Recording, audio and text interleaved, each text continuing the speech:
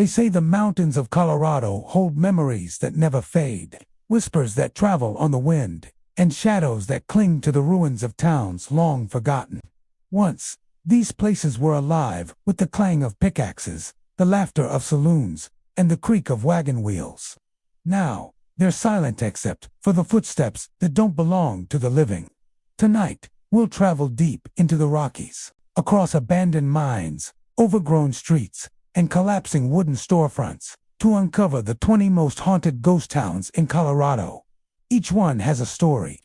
Some are tragedies, some are mysteries, and some are warnings. So, light your lantern, keep your coat pulled tight, and whatever you do, don't wander off the path. High in the rugged beauty of Colorado's Sawatch Range, St. Elmo sits quietly in a mountain valley, its weathered buildings leaning against the passage of time. Founded in 1880, it once thrived as a bustling mining town. Nearly 2,000 residents filled its streets, lured by the promise of silver and gold. The clang of tools rang from the hillsides, horses clopped along the dusty main road, and the saloon doors swung endlessly as miners sought a drink and a bit of warmth. For a few golden years, St. Elmo was alive. But like so many mining towns in the Rockies, its prosperity was fragile. By the early 1920s, the mines that fed its lifeblood had run dry. The railroad that brought in supplies and carried out or ceased to run. One by one, families packed their belongings and moved on, leaving houses locked and stores untouched. It was as if the whole town took one deep breath and then stopped. What remained was a town frozen in time. Today, the main street still stands, lined with the skeletal remains of shops, hotels, and homes. Their wooden facades are faded by decades of sun and snow. Windows stare blankly, some boarded over, others left bare, as if still expecting their owners to return. But St. Elmo's stillness isn't entirely empty, at least, not according to those who've walked its dirt roads after dusk. Among the tales whispered about St. Elmo, one name rises above the rest: Annabelle Stark.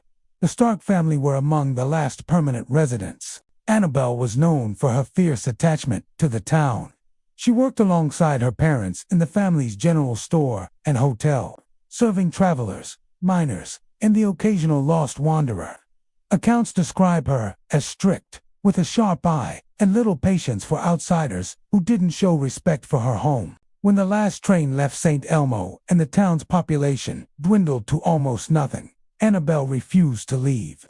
For decades, she remained in the old Stark store, living in an upstairs room. By the time she died, the rest of the world had long since forgotten about St. Elmo. But Annabelle, it seems, had no intention of leaving her post. Visitors who come to the ghost town today tell eerily consistent stories. Many have spotted a woman in a long, old-fashioned dress standing in the window of the Stark hotel or store. Her posture is rigid, her gaze fixed, as though she's silently appraising those who dare walk her street. Those who meet her eyes often say they feel a sudden chill, as if the temperature has dropped by several degrees in an instant. Some tourists and ghost hunters describe a strange sensation of being followed, even when the road behind them is empty. The sound of footsteps, slow, deliberate, seems to keep pace just a few yards away. But if they turn, there's no one there. Others report the sudden slam of a door, even in calm weather, as though someone inside has decided they're no longer welcome. A few particularly unsettling accounts tell of Annabelle's disapproval being more than just a cold glare. One couple claimed they were browsing inside the store when a display of old postcards slid off the counter without anyone touching them. Moments later, a door to the back room slammed hard enough to rattle the glass in its frame. They left immediately, convinced they had overstayed their welcome. Even those who come to St. Elmo with skepticism admit there's a strange atmosphere about the place. It's not the lively, playful energy sometimes found in other ghost towns. It's something colder, watchful. The air feels heavy, as if the mountains themselves are holding their breath. And while the quiet can be peaceful, it can also press down on you until every creak of an old floorboard or whisper of wind seems amplified. At night, when the sun slips behind the peaks and the valley is bathed in shadow, the stillness deepens. The outlines of the old buildings fade into darkness. But the sense of being observed doesn't go away. A handful of visitors have reported faint lamplight glowing in the upper windows of the hotel, even though there's no electricity running to the building. Sometimes the light moves, as though someone is pacing from one side of the room to the other. The locals who help maintain the site say they've long since made peace with Annabelle's presence. Some even see her as a kind of guardian spirit, protecting the town from vandals or disrespectful intruders. They note that she rarely bothers those who treat the place with reverence. But for those who make too much noise, stray into locked rooms, or pocket small souvenirs, the encounter can be far less pleasant. It's this mix of beauty and unease that draws people to St. Elmo year after year, beneath the sweeping mountain views and the picturesque remnants of frontier life. There's an undercurrent of something, enduring something, that refuses to fade. Whether you believe in ghosts or not, walking those empty streets can make you feel as though you've stepped out of time, caught in a moment that never fully passed. And if, as you explore, you catch sight of a woman in a long dress watching from the hotel window, it might be wise to nod politely and move along. Because in St. Elmo, the mountains may be silent, the mines may be empty, but Annabelle Stark still keeps watch. And she has no intention of letting her town go. Nestled high in the mountains just outside Aspen, the ghost town of Ashcroft rests in a hushed valley, its wooden skeletons standing as fragile monuments to a short-lived dream. In its prime, Ashcroft was alive with the feverish energy of silver mining. Founded in the late 1870s, it swelled almost overnight into a bustling community, with saloons, hotels, and shops crowding its muddy main street. Miners came from all over, chasing rumors of rich veins, and for a brief moment, the town glowed with promise. But the mountains here have a way of testing the resolve of anyone who dares to stay. The winters in Ashcroft were brutal snowpiling, so deep it buried fences, winds howling through the valley like a chorus of wolves.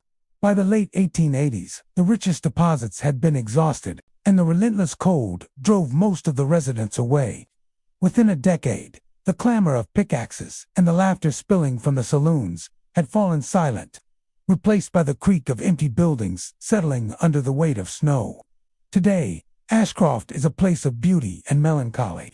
The crisp mountain air carries the scent of pine, and the peaks loom like silent sentinels. The buildings that remain weathered cabins, the skeletal frame of the saloon, the remnants of a hoteler preserved just enough to hint at what once was. Tourists come for the history, photographers for the scenery. Yet some leave with stories they didn't expect to tell. Hikers and historians speak of a strange quality in the wind here. It isn't just the rustle of the pines or the distant cry of an eaglet, something more deliberate. On certain days, when the valley is quiet and the air is still, the wind carries voices. They're faint, as if overheard from another room. The rise and fall of conversation, the low chuckle of a joke, and sometimes a sharp burst of laughter that vanishes as quickly as it comes. The old saloon seems to hold the strongest echoes. Step inside its warped doorway, and the light dims as if the very air thickens.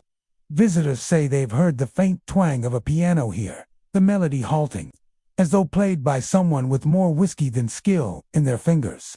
There's the clink of glasses, a murmur of voices, and just for a second, the weight of eyes on your back. But when you turn, there's only dust motes dancing in a shaft of light.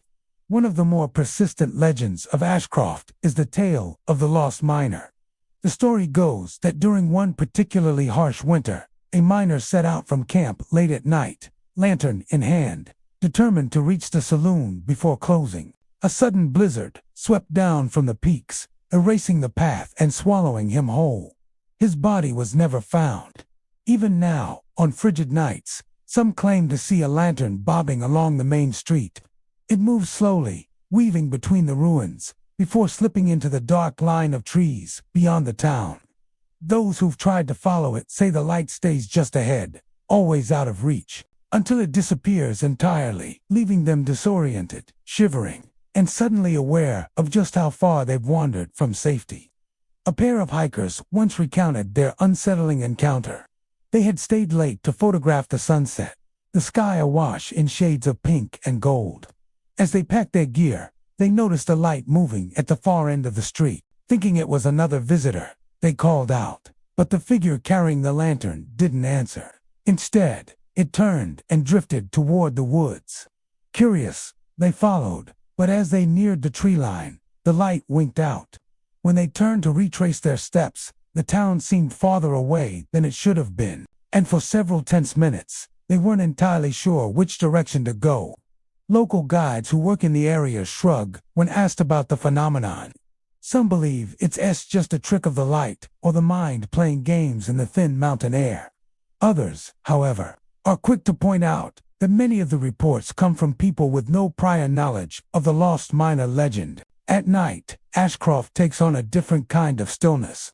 The outlines of the cabins are swallowed by darkness, and the wind threads through the valley like a living thing. It rattles loose shutters and moans through gaps in the wood. But sometimes, just sometimes, it shapes itself into something unmistakably human. A burst of drunken laughter might echo from the saloon, or the distinct scrape of a chair shifting on the floor might reach your ears. Some say these sounds are simply the past refusing to let go, the voices of miners and travelers playing endlessly in some unseen loop. Others believe they are more than echoes, that the men and women who once called Ashcroft home are still here, going about their nights as if nothing has changed. Perhaps they are unaware that decades have passed, or perhaps they simply don't care. Standing in Ashcroft under a cold moon, it's easy to imagine the place alive again, the street lit by lanterns, the saloon spilling music into the night, and the steady glow of a miner's lamp swaying in the distance. But the reality is quieter and far stranger, because here, in this valley where the pines whisper and the snow can bury the world in silence, the line between the past and the present is thin.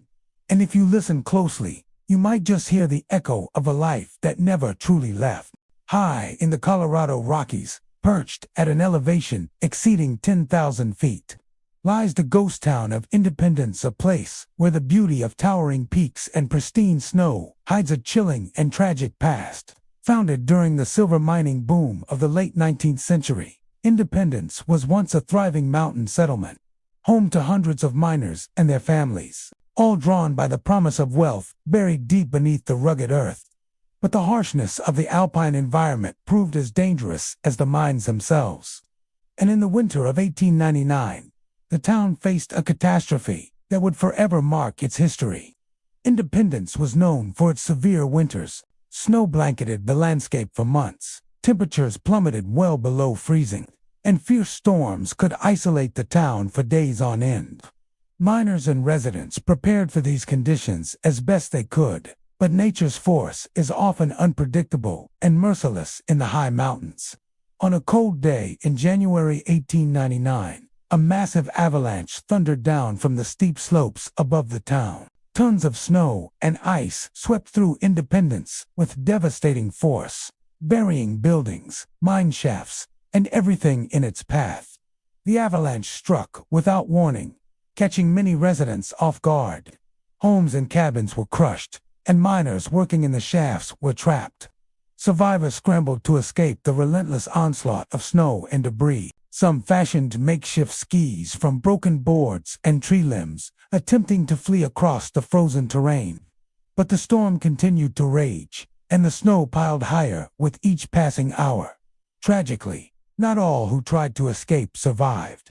The harsh weather, combined with treacherous terrain, claimed the lives of many. Some succumbed to exposure or exhaustion. Others were lost beneath the ever-shifting snowdrifts. The exact number of victims was never fully known, as some bodies were never recovered, swallowed forever by the icy wilderness. In the aftermath, the remaining residents abandoned Independence. The once thriving mining town was left to the elements, its buildings slowly decaying beneath layers of snow and ice. Nature reclaimed the land, and for decades, Independence stood silent and forgotten, a ghost town frozen in time. But even in its silence, the town has never truly been empty. For more than a century, those who venture near the ruins report strange and haunting phenomena. Skiers and snowshoers who explore the trails around Independents claim to see ghostly figures moving through the snow, pale-faced shapes, trudging slowly, their clothing torn and frozen. These spectral figures appear suddenly, sometimes in the distance, other times alarmingly close, only to vanish without a trace, swallowed once again by the endless white.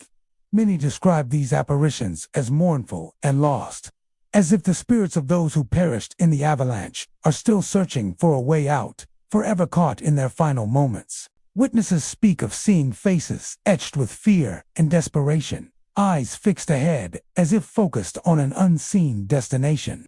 The ghostly miners and townsfolk move with heavy steps, weighed down by cold and sorrow, their forms fading into the swirling snow as quickly as they appear.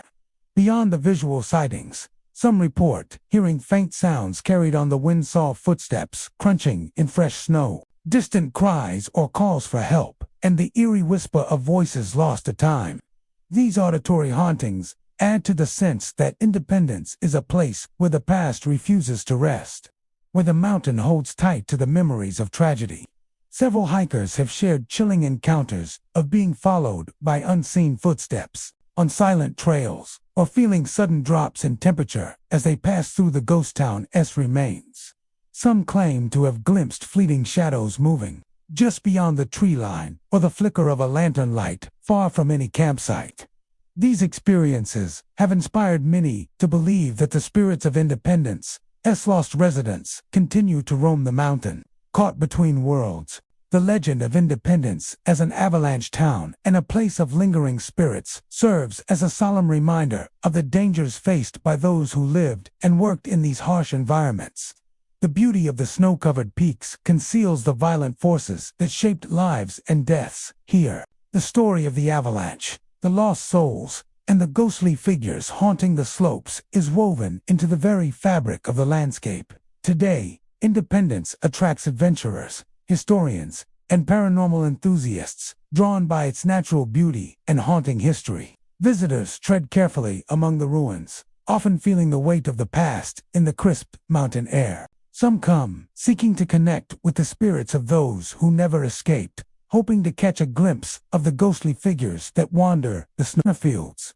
In the quiet solitude of the Colorado high country, where the wind whistles through bare trees and snowdrifts stretch as far as the eye can see, the ghosts of Independence continue their endless trek. They are a reminder that beneath the stunning vistas lies a story of loss, endurance, and the unyielding power of nature. For those who listen closely, the mountain whispers the names of those who are lost, their spirits forever wandering, the lonely slopes, faces pale, clothes torn, footsteps swallowed once again by the cold embrace of snow. Deep in the heart of Colorado's San Juan Mountains lies Animas Forks, a ghost town frozen in time and framed by towering snow-capped peaks. Once a thriving mining settlement during the late 19th century, Animas Forks today stands as a picture-perfect ruin-weathered cabins and an old hotel scattered along the rugged landscape, their wooden facades worn by wind and snow. Visitors come to admire the haunting beauty of this high-altitude ghost town, but beneath its serene exterior, an unsettling presence lingers.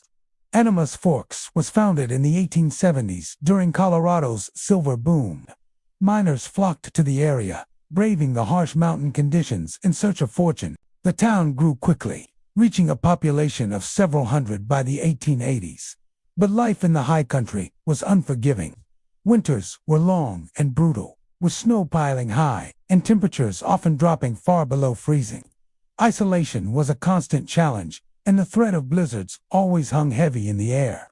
One of the best-preserved buildings in Animas Forks is the Duncan House, once home to a local family, and now a focal point for those drawn to the town's eerie history. According to legend, the Duncan House is haunted by the spirit of a woman who died alone during a fierce blizzard. Trapped by the storm and cut off from help, she succumbed to the cold, her final hours marked by solitude and despair. Visitors to the Duncan House often speak of an overwhelming feeling of being watched, a sensation that grows more intense as night falls. Even in the warmth of summer, some say their breath frosts in the chilly air inside the house, as if the cold from the blizzard still clings to the walls. This inexplicable chill unsettles many, as though time itself has frozen around the ghostly presence that lingers here. Perhaps the most mysterious and chilling phenomenon reported at the Duncan house occurs at the upstairs window. Guests have noticed that, even on clear days, the glass sometimes fogs over inexplicably. Within the mist, shapes appear indistinct, but unmistakably, like hands pressing from the other side of the window pane. These ghostly imprints seem desperate to reach out, to break through the barrier between worlds. The image of those spectral hands has become a signature of the haunting at Animas Forks. Witnesses say the shapes shift and move within the fog, as if trying to communicate or warn. Some describe hearing faint whispers or soft sobbing coming from within the house, while others feel an almost tangible sorrow hanging in the air, thick and heavy. The woman's spirit is believed to be trapped by her tragic end, a soul caught between life and death, unable to find peace. The Duncan house, with its weather-beaten walls and lonely window, holds her memory and her anguish. The blizzard that claimed her still rages in the shadowed corners of the house, a reminder of the dangers that shaped life and death in this unforgiving place. Beyond the Duncan house, Animas Forks itself seems to hold on to its haunted past. Visitors report seeing shadows flickering between the ruins, figures glimpsed fleetingly at the edge of vision, disappearing when looked at directly. The wind often carries strange sounds. The faint clink of mining tools, distant footsteps crunching in snow, or the low murmur of voices long silenced. Hikers and photographers drawn to the area's stark beauty often share tales of sudden chills and eerie feelings of being followed. Some have captured inexplicable orbs of light in their photos, while others have recorded strange sounds on their devices, whispers and faint cries that cannot be explained by wind or wildlife. Animas Forks remains isolated, accessible only by rugged mountain roads that close in winter, preserving the ghost town in its snow-covered state for much of the year. The landscape's breathtaking beauty is inseparable from its haunting, a place where nature's majesty and the echoes of tragedy coexist in uneasy harmony. For those who visit Animas Forks, the experience is a blend of awe and apprehension. The ruins speak of human perseverance and loss, the hopes of settlers clashing with the merciless mountain environment. The spirit of the woman in the Duncan house serves as a poignant reminder of the cost of isolation and the fragility of life at the edge of the wilderness. High up near the Continental Divide, nestled deep in Colorado's rugged wilderness, lies the ghost town of Carson. This remote settlement, accessible only by challenging four-wheel drive roads or long, strenuous hikes, is a place where isolation defines every aspect of life. Once a modest mining camp, Carson's seclusion has become both its charm and its curse, a place where nature's silence is broken, not just by wind and wildlife, but by something far more unsettling. Carson's story begins in the late 1800s, during Colorado's silver mining boom. Prospectors arrived, drawn by rich ore deposits hidden in the steep mountain slopes. The town grew slowly, a handful of cabins and miners' shacks scattered across the rocky ridge. Life here was harsh. Winters were long and brutal, supplies were scarce, and the terrain was unforgiving. Yet, the miners persevered, fueled by hope and grit. As the mines played out and ore became harder to find, many left Carson behind. The town gradually emptied, abandoned to the elements and the ever-encroaching forest. Today, the remnants of Carson stand weathered and worn, silent witnesses to a time when men risked everything for a chance at fortune. But the silence of Carson is not absolute. Over the years, hunters, hikers, and the occasional adventurer have shared stories of strange occurrences, voices calling their names, footsteps circling their campsites, and an overwhelming sensation of being watched. These accounts have made Carson a place of whispered legend among those who brave the high mountain trails. One of the most persistent and eerie phenomena reported here is the sensation of hearing voices low, urgent, and hauntingly familiar. Visitors describe the experience vividly as they trek the rocky paths or pause near the old cabins. A voice will call out softly, often by their first name. The tone is insistent, almost pleading. Yet, when they turn to see who's there, no one stands nearby. The voices seemed to come from nowhere and everywhere, carried on the wind through the pines. Many who have heard these calls say the voices feel personal, as if they are being sought or warned. Some hikers stop in their tracks, feeling a sudden chill, and then realize they are utterly alone. The mountains around Carson seem to play tricks on the senses, but the frequency and specificity of the name-calling have convinced many that something beyond nature is at work. Those brave enough to camp overnight near Carson add a new layer to the town's mysteries. As darkness falls and the forest quiets, many report hearing footsteps circling their tents. The sound is unmistakably humans, low, deliberate steps, moving with purpose in a steady rhythm. These footsteps go on for hours, tracing circles around campsites until the first light of dawn. Campers say the feeling that accompanies the footsteps is one of intense unease. It is as if an unseen presence is watching, waiting, or maybe guarding. Despite the constant movement, no shadow or figure ever emerges from the darkness. The footsteps stop abruptly with dawn, leaving behind an eerie silence and a lingering sense of being followed. One hunter recalls setting up camp near the edge of Carson one late autumn evening. As twilight faded, he heard his name whispered on the wind. Turning quickly, he saw nothing but swaying branches and empty air. Later, as he settled into his sleeping bag, the footsteps began. He could hear them circling his tent, the crunch of boots on dirt and pine needles, slow and steady. He lay still, heart pounding, until the first rays of sunlight scattered the shadows and silenced the footsteps. A group of hikers had a similar experience. Lost on a trail near the ridge, they heard voices calling each of their names as twilight approached. When they turned, no one was there. They made camp hastily, only to be kept awake by the persistent sound of footsteps moving around their tents until dawn.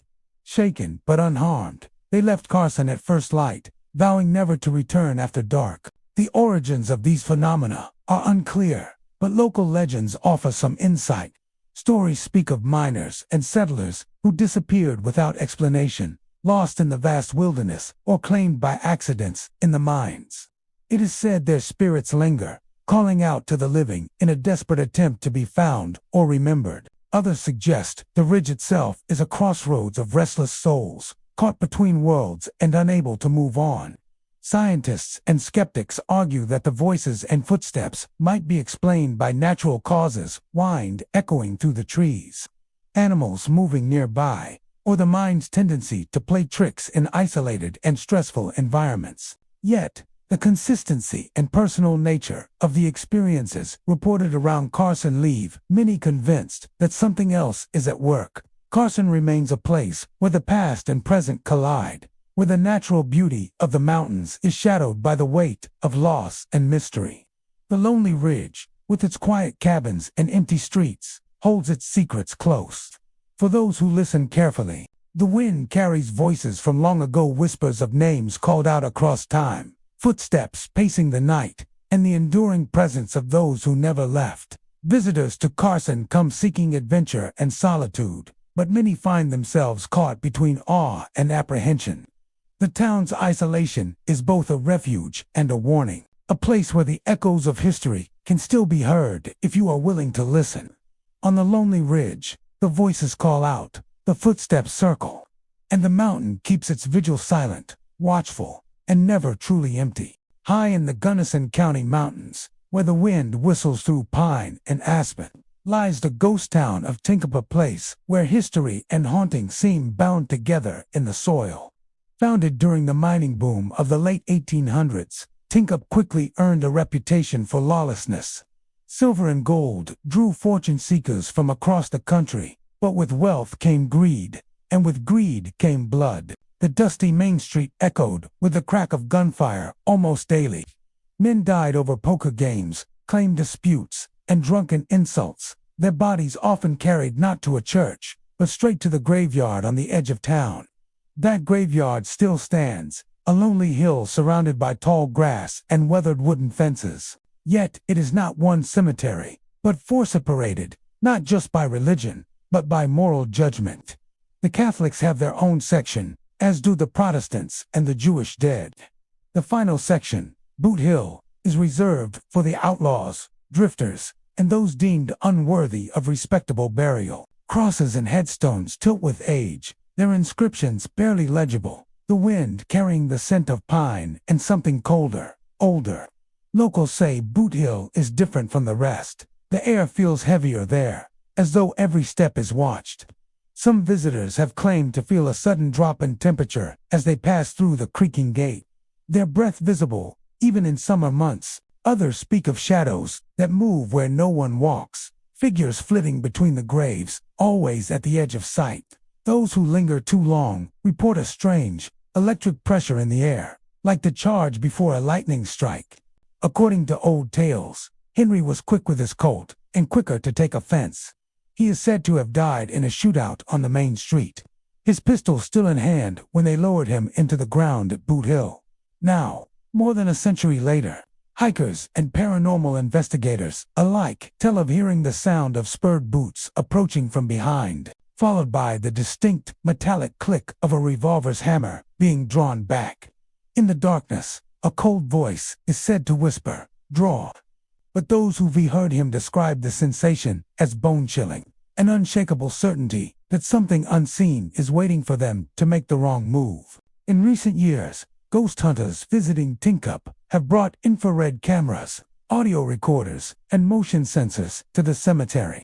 Some claim to have captured faint figures, barely human in outline, moving among the graves. AVP recordings have yielded murmurs that seem to form words, though never clearly enough to be certain except for one chilling clip in which a raspy voice seemed to say, "Not your ground." Batteries drain inexplicably, lights flicker, and in one notorious incident, a photographer's equipment seized up entirely after he focused on a crooked cross in Boot Hill. He later discovered a faint handprint burned into the metal of his tripod. Even the other sections of the cemetery are not free of unease. There are stories of visitors in the Catholic section feeling an invisible hand brush against theirs, as if someone were seeking comforter, warning them away. In the Protestant section, some have smelled gunpowder in the air, despite no gunfire echoing in the valley. And in the Jewish section, faint lantern light has been spotted weaving between the graves. Though the hill is far from any road, but it is Boot Hill that seems to pulse with the strongest energy. Hunters passing through on their way to higher elevations sometimes find themselves drawn to it, only to feel an intense, almost panicked need to leave.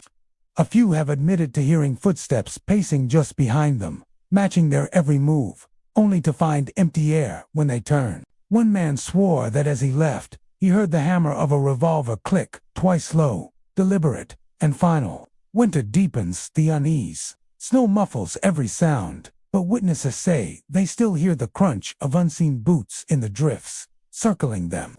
In these moments, the cemetery seems utterly cut off from the world. No wind, no bird, only the heavy silence of a place where too many died too suddenly, their grudges buried but not gone. The town itself has only a scattering of restored cabins now, and most people come for the fishing or the rugged mountain beauty. Yet those who know its history avoid the cemetery after dusk. They speak of Tincup's wild past as if it is not past at all, but a shadow stretched thin over the present. In the long twilight, when the sun dips behind the peaks and the air turns sharp, the crosses on Boot Hill stand like sentinels. And in that fading light, if you listen closely, you just might hear the faintest whisper of voice, low, urgent, and cold as the steel of a drawn gun. Vicksburg, Colorado, sits quietly in a remote valley of the Solwatch Range, its wooden cabins and weathered fences standing like ghosts of a past century. Founded in 1867 by prospectors chasing silver dreams, it was once a small but thriving mining community. The town's founders planted rows of cottonwood trees along its main road, their tall trunks and rustling leaves becoming a proud symbol of endurance in the harsh mountain climate. Today, those same cottonwoods remain, towering sentinels over a settlement that has long since emptied at least of the living. The cabins, still upright, despite more than 100 years of mountain winters, seem frozen in time. Many still contain relics from their former occupants. Rusted mining tools, broken chairs, chipped enamel cups left on shelves. To some, these are simply remnants of history. To others, they are signs that the town's original residents never truly left.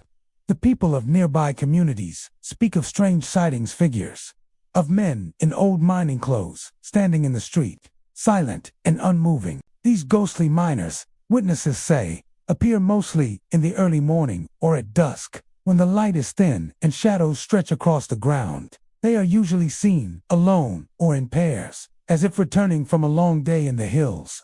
Their clothing is tattered but recognizable. Wool shirts, suspenders, worn boots coated in the dust of the trails. Their wide-brimmed hats are pulled low, often shadowing their faces.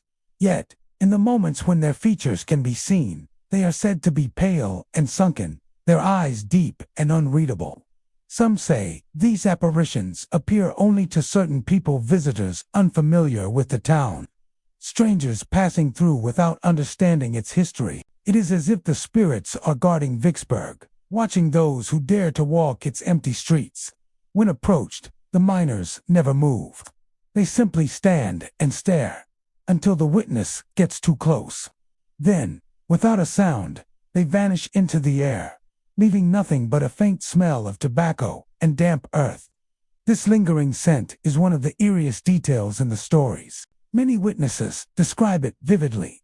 The unmistakable odor of fresh pipe smoke, mingled with the scent of soil, freshly turned by a shovel. It's as if the ghosts carry with them the essence of their work and their rest, the smoke from a miner's pipe after a long day, and the smell of the earth from which they wrestled their fortunes. That smell often seems to hang in the air long after the vision is gone, as though the spirits leave part of themselves behind.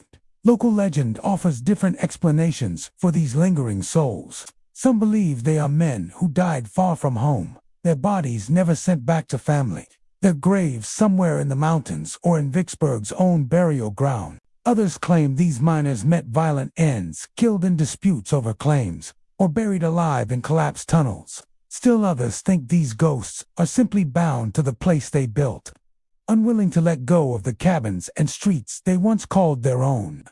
One story tells of a traveler who came to Vicksburg late in the day, stopping to take photographs of the old cabins. As the sun dipped low, he saw 3 men standing in the road ahead. They were dressed like miners from the late 1800s, and they stood in complete silence, side by side, staring at him. The traveler called out, thinking they might be reenactors or locals. None responded. He took a step forward, raising his camera, and in that instant, they were gone. The air felt suddenly colder, and he smelled the strong, sweet scent of pipe tobacco. Another account comes from a hiker who camped near the edge of town. In the middle of the night, he awoke to the sound of heavy boots crunching over gravel. Peeking out of his tent, he saw a solitary man in old-fashioned clothing, walking slowly along the street. The hiker called out, but the man did not react. Instead, he stopped, turned his head slightly as though listening, and then simply faded into the dark. The next morning, the hiker found no footprints in the gravel where the man had walked. Even those who have not seen the figures sometimes feel the weight of their presence. Visitors speak of being watched, the prickling sensation of eyes on their back as they explore the town. The wind through the cottonwoods can sound like murmured voices, and the creak of old wood in the empty cabins can mimic the slow steps of boots across a floor. Vicksburg remains preserved as a historic site, open to those willing to make the trip. The cottonwoods still sway in the wind, casting long shadows over the street. The cabins stand as monuments to the resilience of the miners who built them, and, perhaps, as anchors for the spirits who refuse to leave. Those who walk its dirt road may catch a glimpse of the past made flesh, however briefly, and if the smell of tobacco and earth follows them out of town, they will know they have crossed paths with the men who never left. In the heart of Colorado's rugged mountains, nestled among jagged peaks and whispering pines, lies the ghost town of Bonanza. Once a bustling mining community, Bonanza was home to more than 6,000 residents. During its heyday in the late 1800s, silver and gold had drawn fortune seekers from far and wide, filling the streets with miners, merchants, and families eager to build a new life. But as the veins of precious metal dwindled and the mines closed, the town emptied quickly, leaving behind weathered buildings and haunting memories. Today, Bonanza stands silent and deserted, a shadow of its former self. Its empty cabins, dilapidated storefronts, and rusting mining equipment tell stories of hope and hardship, success and loss. But among the many tales woven into its history, none is as chilling or as sorrowful as the legend of the Weeping Widow. She was a woman known throughout Bonanza in her lifetime devoted and deeply in love with her husband, a miner who toiled in the dangerous depths beneath the earth. Their life together was filled with hope despite the challenges, but fate dealt them a cruel hand. One fateful day, her husband was trapped in a mining collapse rocks, and earth caving in with a deafening crash. Rescue teams worked frantically, but the tunnels were unstable, and the man was never brought back to the surface. His body remained lost forever beneath tons of rock and rubble. The widow's grief was immediate and profound. She withdrew from the world, cloaking herself in black, as if the color could hold back the unbearable pain. Night after night, she wandered the empty streets of Bonanza, her soft cries carried on the mountain wind. She became a ghost herself, an apparition of sorrow, forever mourning the love she lost. Travelers who have wandered through Bonanza's ruins report seeing a woman, dressed in black, moving silently along the deserted streets after dark. Her figure is often described as ethereal, gliding rather than walking, her presence heavy with sadness. Those who have encountered her say they hear the faintest sound of weeping, a soft sobbing that seems to come from nowhere and everywhere at once. What unsettles observers most is her face. Several witnesses recount moments when she lifts her gaze, as if searching the empty night for something or someone. When she looks up, her face is described as a hollow void. There are no eyes, no features, only a dark emptiness where a face should be. This terrifying absence leaves onlookers frozen in place, their hearts pounding as they realize they stand before something beyond human sorrow. Despite her haunting appearance, the Weeping Widow is not known to harm anyone. Instead, she seems trapped in a timeless grief, a spirit bound to Bonanza by the loss she cannot let go. Her cries echo the pain of countless families who lived and died in mining towns, reminding all who visit of the human cost behind the glittering promise of gold and silver. The legend of the Weeping Widow is passed down from locals, hikers, and explorers alike. Some say her spirit appears more often during cold, moonlit nights when the wind carries her sobs across the empty streets. Others claim she lingers near the old mine entrances, a silent guardian of the tragedies that unfolded beneath the mountain. Beyond the tales of the widow Bonanzas, history is filled with hardship. Mining towns like this were perilous places. Accidents, collapses, and disease were common, and many never saw the prosperity they sought. The land that once promised riches became a graveyard for hopes and dreams. The Weeping Widow embodies that loss, a human face to the sorrow buried in the earth. Visitors today often speak of a heavy atmosphere that settles over Bonanza as the sun dips behind the peaks. The air grows still, the shadows lengthen, and the sense of being watched becomes palpable. Those who stay after dark sometimes catch glimpses of movement, a dark figure at the edge of the ruins, the echo of footsteps on gravel, or a soft sob carried on the breeze. Bonanza's story is a reminder that behind every ghost town lies a tapestry of real lives, loves, and losses. The Weeping Widow is more than just a spectral legend. She is a symbol of enduring grief, a silent mourner who walks beneath the stars, forever searching for her lost husband in the empty streets of a town that time forgot. For those who journey into the high mountain wilderness to Bonanza, the Weeping Widow's presence is a haunting invitation to remember the people behind the ruins, to honor their stories, and to feel the weight of sorrow that still lingers in the cold night air. Her cries are the mountain's lament, an eternal echo of love and loss that refuses to fade with the passing years. High in the rugged mountains near Telluride, Colorado, lies the ghost town of Alta Place, where the echoes of a silver and gold rush still linger in the cold mountain air. In its heyday, during the late 19th and early 20th centuries, Alta was a booming mining community, with sturdy cabins and heavy machinery powered by men who risked everything beneath the earth. The mines here once promised fortune, but today, the town is little more than a cluster of weathered cabins and rusting equipment, standing silent against a vast wilderness. Despite its quiet appearance, Alta holds secrets that refuse to rest. For decades, locals and visitors alike have reported seeing strange lights flickering deep within the mine shafts after dark. These lights are unlike any fire or lantern. They burn too steady, too bright, and seem to pulse with a rhythm that feels almost alive. On some nights, the flickers are so vivid that they cast eerie glows against the rocky walls, illuminating the blackness below like ghostly flames dancing just beyond reach. Many who have ventured into the tunnels to investigate the phenomenon describe an overwhelming sensation pressing down on their chests as if invisible hands are holding them back, warning them away. It's a physical weight that cannot be ignored, an invisible force that dampens breath and quickens the heartbeat. Some say it's the mountain itself, protecting its secrets.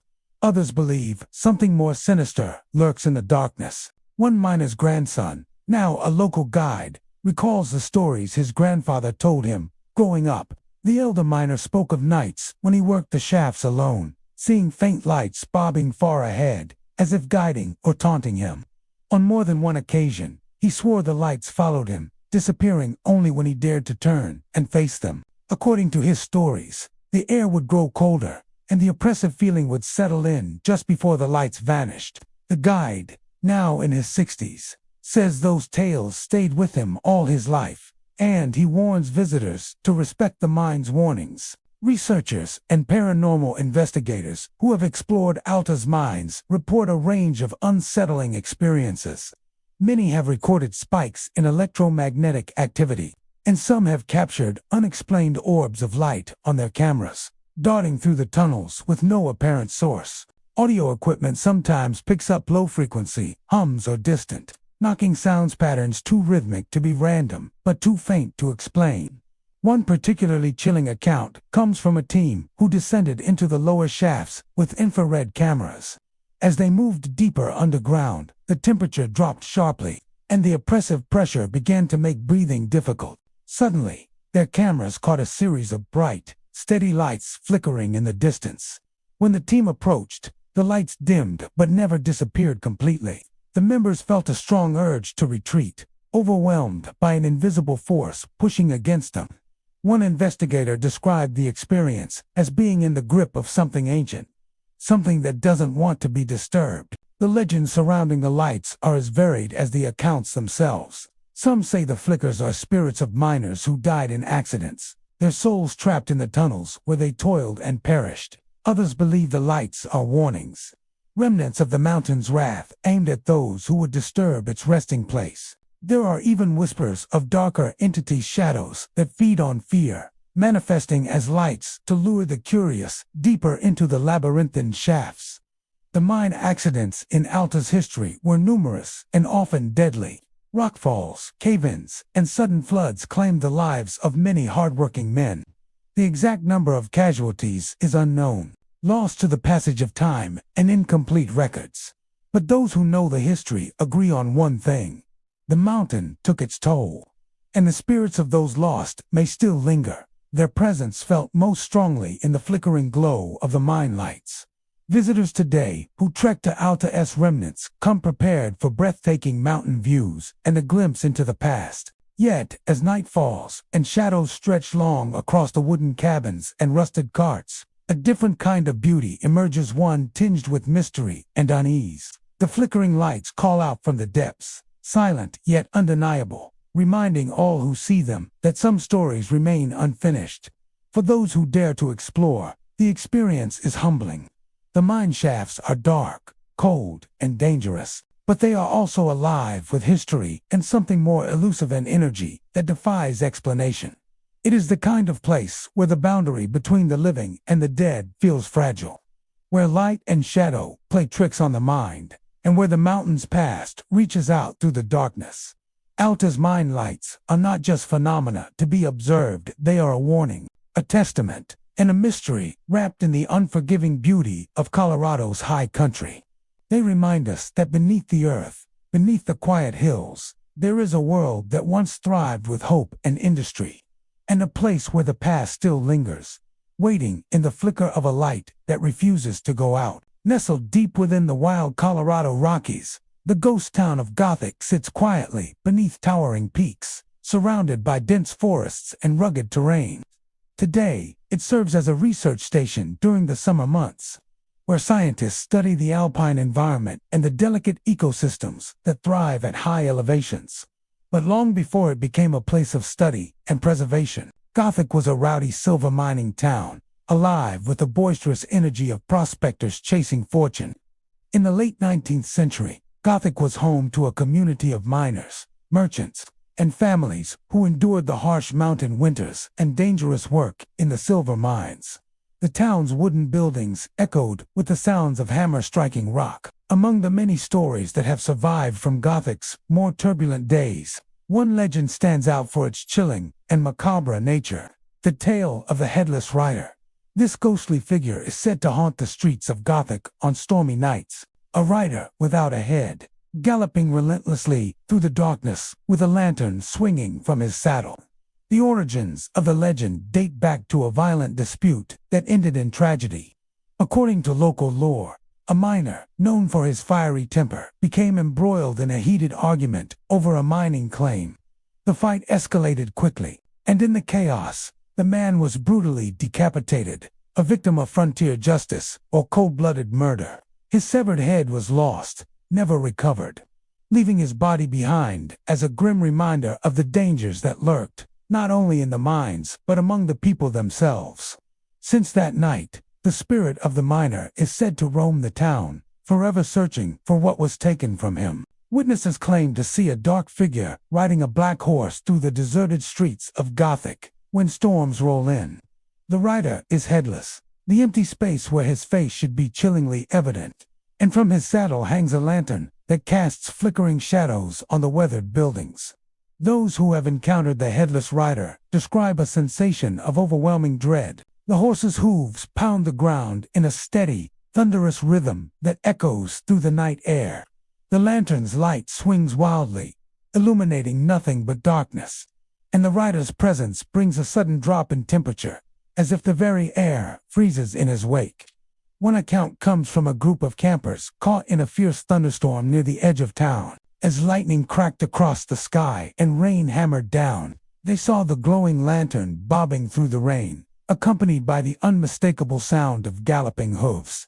The figure appeared for only a brief moment, riding past at a terrifying speed.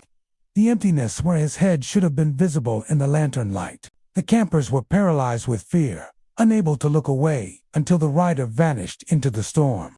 Another tale comes from a summer researcher who was working late at the station. One evening, as dark clouds gathered and thunder rumbled overhead, she spotted the silhouette of a man on horseback riding past the edge of the property. When lightning flashed, she saw that the rider had no head, and the lantern hanging from the saddle cast long, twisting shadows. She quickly retreated indoors, locking the doors and windows, her heart pounding with terror. The Headless Rider's story has become part of Gothic's eerie charm and a favorite among ghost hunters and thrill-seekers. Paranormal investigators who have explored the town report strange electromagnetic readings and cold spots that move unpredictably. Some have captured fleeting images on camera shadows that resemble a mounted figure disappearing into the mist. Audio recordings occasionally pick up unexplained noises, the clatter of hooves, faint lantern clinks, and distant whispers carried by the wind. Local legend warns that the Headless Rider is not just a restless spirit, but a vengeful one. It is said that anyone who tries to follow him or calls out risks being cursed or followed themselves. There are stories of hikers and explorers who vanished mysteriously after venturing too close to Gothic on stormy nights. Whether coincidence or something darker, these disappearances add to the myth's sinister reputation. Gothic itself remains a haunting place, its abandoned buildings creaking in the wind and its streets empty. But for the ghosts of the past, the stormy nights when the Headless Rider appears are few and far between. But those who hear the thunder and see the flicker of a lantern know to beware. The rider gallops on, forever searching, forever cursed, to roam a town that has long since faded into silence. The legend of the Headless Rider endures because it taps into primal fears, the loss of identity, the violence of frontier justice, and the idea of a soul forever trapped between life and death. It is a story of tragedy, vengeance, and a haunting that refuses to be forgotten. So, when the storm clouds gather over Gothic and the wind begins to howl through the pines, listen carefully. You just might hear the pounding hooves and see the flickering lantern of the headless rider as he rides through the night. A silent reminder of the past's dark shadows that still linger in the mountains. Howardsville, a small mining settlement along the Animas River, once thrived in the late 1800s, surrounded by steep mountain slopes and shimmering forests. It seemed an ideal place for fortune seekers to stake their claims. Silver veins ran deep beneath the rocky ground, and the town pulsed with life miners trudging through muddy streets, saloons filled with raucous laughter, and the constant clanging of pickaxes echoing from the shafts. But the wealth beneath the surface came with a cost. The mines here were notoriously unstable, their tunnels twisting unpredictably through loose rock and shifting earth. Collapses were common, and many men entered the shafts never to return. Over time, these accidents became grim milestones for the town. Families would gather at the mine entrance when the warning bells rang, praying their loved ones would emerge. Often, they didn't. Wooden markers dotted the hillside cemeteries, each one a silent reminder of the dangers that lurked below. Still, the miners returned day after day, drawn by the promise of silver and the desperate hope that they might strike rich before tragedy claimed them. By the early 1900s, the ore had thinned, and the mining companies began pulling out. Families moved away, and the once bustling streets grew quiet. Nature began to reclaim the abandoned buildings. Grass sprouted through cracked boardwalks, and the sound of the Animas River grew louder, without the noise of industry to drown it out. By the time the last residents left, Howardsville was little more than a ghost town, its mines sealed with heavy timbers to prevent entry. Yet some say the miners never truly left. Fishermen along the river tell of strange encounters in the misty dawn hours. While standing knee-deep in the water, casting their lines, they sometimes hear a faint, rhythmic clanging, the unmistakable sound of a pickaxe striking stone. The sound doesn't echo like it would from the hillsides. Instead, it seems to rise from deep beneath their feet, as if the river itself carries the labor of those long-dead workers. The strikes are steady, deliberate, and eerily distant, as though coming from another time entirely. Some claim the phenomenon is accompanied by a low, muffled rumble, like rock shifting underground. No modern equipment operates in the area, and the mines have been sealed for decades, yet the noises continue. Those who hear it often describe a strange heaviness settling over them, as though unseen eyes are watching from beneath the earth. Others have witnessed something stranger still. On fog-heavy mornings, when the river's surface swirls with white mist, a dim flickering glow can sometimes be seen moving slowly across the water. Witnesses say the lights are small and yellow, like lanterns, bobbing gently as if carried in hand. Behind the glow are shadowy human figures, helmeted shapes, trudging single file, shoulders bent beneath invisible weight. Their outlines waver in the fog, and their footsteps make no sound at all. Local legend holds that these are the silent miners, forever returning from their shifts beneath the mountain. Some believe they are the spirits of those trapped in the collapses, still trying to find their way home. The most unsettling detail comes from those who've watched them disappear. The line of figures moves steadily until it reaches the thickest part of the mist. There, one by one, they vanish, not fading slowly, but simply blinking out of existence, as if stepping through an unseen doorway. Old-timers in nearby towns claim to know the story behind this haunting. One particularly deadly collapse took place during the winter of 1888, when a section of the main shaft caved in without warning. 12 men were trapped, and rescue crews worked for days to dig them out. But heavy snowstorms cut off supply lines, and the freezing temperatures made progress slow. By the time the rescuers reached the buried chamber, it was too late. The men were found where they'd been working, pickaxes still in hand, their lanterns burnt out. Some say their final expressions were oddly calm, as though they had already accepted their fate. The bodies were buried on a hill overlooking the river, but local superstition kept people from visiting their graves after dark. The miners, townsfolk whispered, were restless. And so, when strange lights began appearing over the water years later, it wasn't hard for residents to connect the dots. Today, Howardsville is visited mostly by hikers, history buffs, and the occasional fisherman. The town's weathered remains wooden cabins with sagging roofs. Rusted mining carts abandoned in the grass are silent during the day. But those who linger into the twilight hours sometimes notice the wind pick up, carrying with it the faint metallic ring of steel against stone. And if the mist begins to roll in from the river, they know to keep their eyes on the water, for the silent miners might just be making their eternal crossing once again. Some watch in awe, believing they are witnessing history's ghosts. Others turn away, unable to shake the feeling that if they look too long, one of those lantern-bearing figures might notice them and invite them to join the endless march into the fog.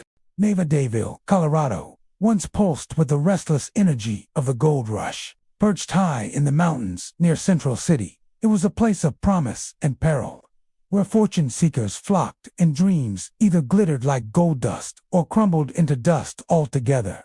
In its heyday, the streets were lined with saloons, gambling halls, and miners eager to spend their hard-earned wages. The sound of piano music spilled into the street, boots thudded against wooden boardwalks, and laughter loud and unrestrained echoed well into the night. Among the many colorful characters who drifted into Nevadaville, none stood out more than a man simply known as Lyle Lucky Barton. Lucky wasn't a miner, nor was he particularly honest. He made his living at the card tables, dressed sharp in a long coat and wide-brimmed hat, with a gold tooth that flashed every time he grinned. But what everyone remembered most was his laugh. A booming, infectious roar that could fill a room and make people turn their heads, whether they wanted to or not. Lucky had a reputation for winning far more than his share of games. Some said it was skill, others swore it was trickery. But whatever the case, his pockets were rarely empty. In a town where tempers ran hot and grudges burned long, his luck eventually drew the wrong kind of attention. One fateful night, in the old Red Lantern Saloon, Lucky sat at his usual corner table, cards in one hand, whiskey in the other. His laughter rolled out with every pot he raked in. But as the game wore on, eyes narrowed, and the mood at the table shifted. The man sitting across from him, a miner named Hale, had been losing all night. The more Hale lost, the more Lucky laughed. Then, in a moment that seemed to freeze time, Hale slammed his fist on the table and accused Lucky of cheating. Cards scattered, whiskey glasses toppled, and in the blink of an eye, a gun was drawn. The crack of the gunshot cut through the din of the saloon. Lucky stumbled backward, his smile frozen for the last time, and collapsed in the dirt street outside. His laughter died with him, fading into the cold mountain air. Nevadaville carried on after that, but the gold veins thinned, and the town's prosperity dried up. Buildings emptied, windows shattered, and the mountain winds began to whistle through the abandoned streets. The Red Lantern Saloon stood dark and silent. At least, that's what people thought. Over the years, the few souls who passed through Nevadaville at night began to report something strange. On windless evenings, when the moon hung low over the mountains, a deep, mocking laugh could be heard spilling from the empty saloon. It wasn't faint or ghostly. It was loud, just as it had been in life, cutting through the stillness like a taunt. Some visitors swore they heard the shuffle of cards following the laughter, the sound of paper sliding against wood. Others claimed they had stepped inside the saloon and found a deck laid neatly on a table, as if a game had just been dealt. A few even reported seeing the faint outline of a man sitting in the corner, shoulders shaking with silent mirth, before fading into nothing. One group of hikers, spending a night in the ghost town, recounted hearing the laugh echo 3 times, each time closer, until it seemed to come from right outside their cabin door. They left before dawn, refusing to step foot in Nevadaville again. Locals who know the story of Lucky Barton say he is not haunting the saloon out of revenge. No, they say, he's still at the table, forever, playing a hand only he can see, amused by some eternal joke no one else will ever understand. But they also warn that if you hear his laugh too close, you should leave. because Lucky's ghost doesn't like an audience for long. Today, Neverdivil remains a shell of its former self. The wind rattles broken shutters, and the earth slowly reclaims the streets. But if you walk through on a quiet night, you might hear it, that bold, rolling laugh, rising from the shadows of the Red Lantern Saloon, followed by the steady rhythm of cards being shuffled in a room that should be empty. And for a moment, the town lives again, not with miners and gamblers, but with the lingering echo of a man who refused to leave the game, even in death. Irwin, once a thriving silver mining camp west of Crested Butte, was born in the frenzy of the late 1800s. Prospectors swarmed the area when the promise of rich silver lured them into the rugged wilderness. For a few brief years, the town bustled with saloons, boarding houses, and the steady sound of pickaxes in the surrounding hills. But as the mines began to yield less, the people drifted away, leaving behind weathered cabins, collapsing shafts, and a forest that slowly crept back over what had once been bustling streets. Today, the skeletons of old buildings still cling to the mountainside, silent except for the wind and the whispers of something far older than the town itself. Among hunters, campers, and the few who dare to wander these woods after dark, a particular legend has been passed down for generations. They call it the Red-Eyed Watcher. The story is simple enough, but it's the details that chill the blood. Those who have seen it say it happens at night, often when the forest is unnervingly quiet. You might be walking along a trail under a silver moon, or huddled by your campfire when you feel the distinct sensation of being watched. At first, you hear nothing, no snapping twigs, no shifting leaves, just a cold weight of invisible eyes on your back. Then, from between the black trunks of the pines, you see them, two red lights, glowing faintly but unmistakably. They are too far apart to be a flashlight, too steady to be fireflies, and far too high off the ground to belong to any known animal in these mountains. Hunters who have tried to approach say the same thing happens every time. The eyes vanish instantly, as if the creature behind them simply ceases to exist. But the relief is always short-lived, because moments later, the eyes reappear closer than before. Sometimes they're only 10 yards away, hovering at chest height, unblinking. One hunter from Gunnison recalled an encounter in the early 1990s. He had been tracking elk alone when night fell faster than expected. As he made his way back to camp, he noticed the woods had gone silent. No crickets, no wind, no rustle of branches. Then he saw the eyes. He raised his rifle and stepped toward them, but they disappeared. He turned to keep walking, only to see them again ahead of him, blocking his path. They weren't bobbing like an animal's, he later said. They just floated, smooth, still, and when they blinked out, I could feel something move past me. No sound, no smell, but the cold hit me like a wall. Some old-timers believe the Red-Eyed Watcher is the spirit of a miner who disappeared in the 1880s. The story goes that a prospector named Elias Turner struck an exceptionally rich vein of silver deep in the hills above Irwin, but before he could bring his discovery to the surface, he vanished without a trace. Search parties found no body, only his tools, lying in the dirt near a half-collapsed mine entrance. Theories ranged from a cave-in to foul play, but nothing was proven. A few weeks later, miners began to speak of strange red eyes appearing in the trees near camp. They claimed the eyes followed them, always just beyond the reach of lantern light, and that they could hear faint breathing, low and steady, from somewhere in the dark.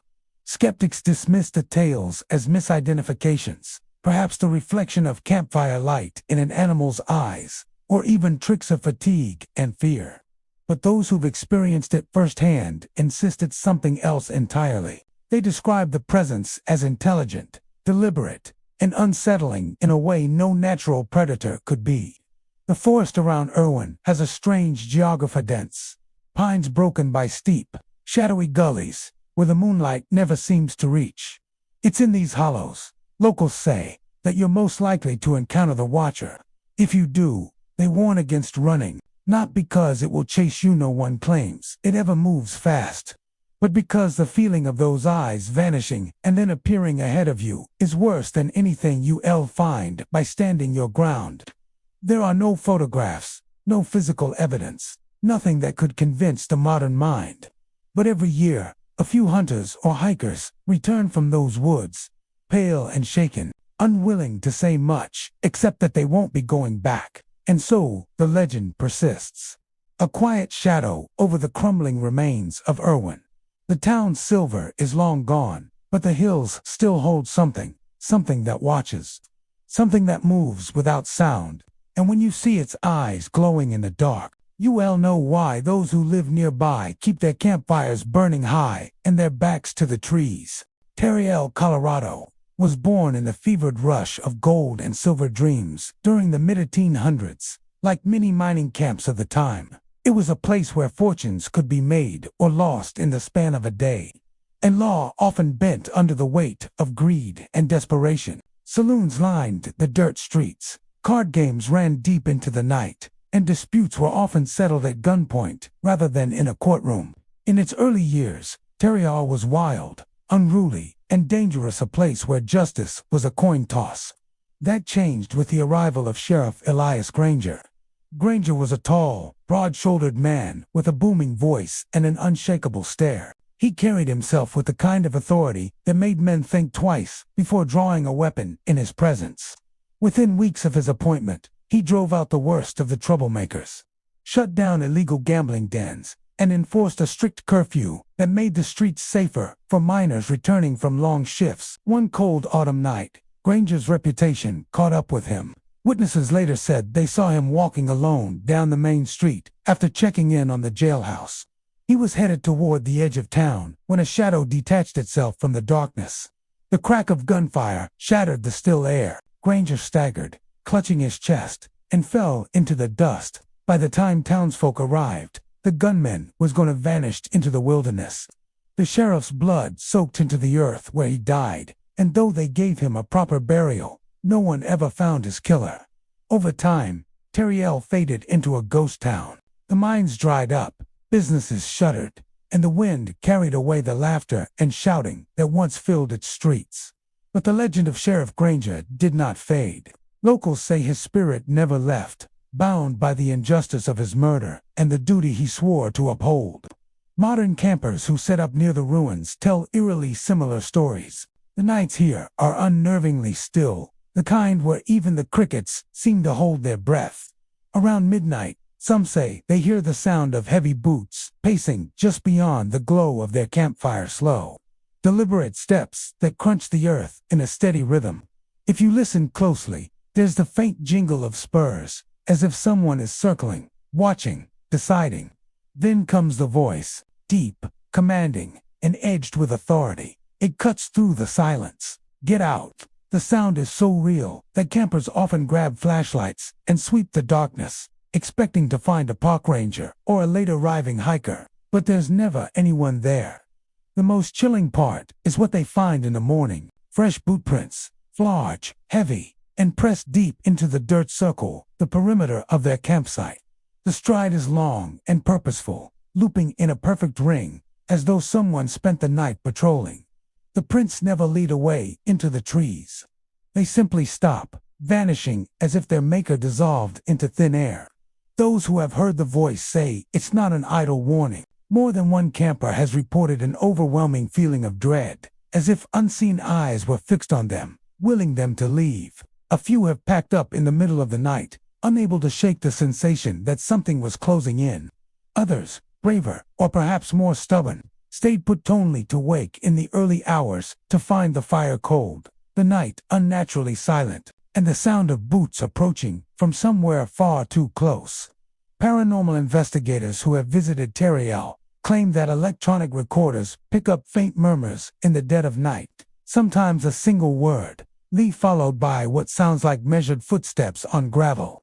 Some even report the distinct impression of a shadow moving at the edge of their vision, tall and broad, wearing what looks like the outline of a wide-brimmed hat. Whether Sheriff Elias Granger still walks the outskirts of Terriel to protect it from trouble or to drive away those who disturb his eternal patrol, no one can say for sure. But in this quiet, abandoned place, where the moonlight paints long, lonely shadows over the land, there's a reason seasoned campers give the ruins a wide berth. Eureka, once a bustling mining settlement tucked deep in the San Juan Mountains of Colorado, owed much of its survival to the railroad that wound its way through the treacherous alpine terrain.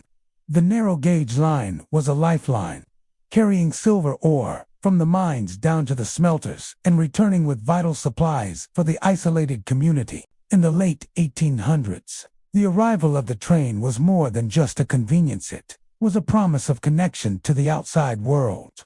But with that connection came risk, for the mountains were as merciless as they were beautiful. Winter was the railroad's greatest adversary. Heavy snowfalls could blanket the tracks in hours, and triggered by storms, or even the vibrations of the train itself, could thunder down without warning.